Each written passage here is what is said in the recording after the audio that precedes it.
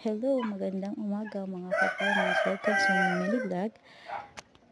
Kadalasan tanong natin at napapaisip tanong, ano nga ba ang gamot sa ubo ng baboy? Ang sanhi kasi sa ubo ng baboy ay yung mainit sa pagpalit-palit ng panahon. Mainit ngayon, tapos ulan mamaya. Yun yung sanhi ng sakit ng ating baboy. Kaya sila unuubo at saka minsan hindi sila ganong kumakain. Kasi nga dahil sa panahon.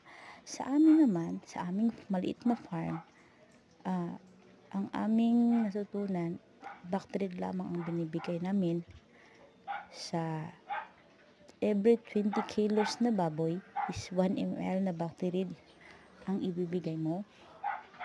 Or kung aabot siya ng 50 to 60 kilos, 3 ml na Bactrid for 3 days.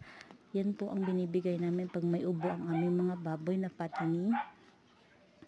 Pero kung gusto niyo naman po na ihalo lang siya sa tubig, pwede din po Primoxil. Maganda rin po ang Primoxil sa gamot sa ubo ng baboy. At haluan nyo na rin po ng Aprolite para bumalik ang gana niya. Salamat mga ka-farmer, dyan lang. Sana may natutunan kayo sa maliit ko impormasyon. Bye! Ingat!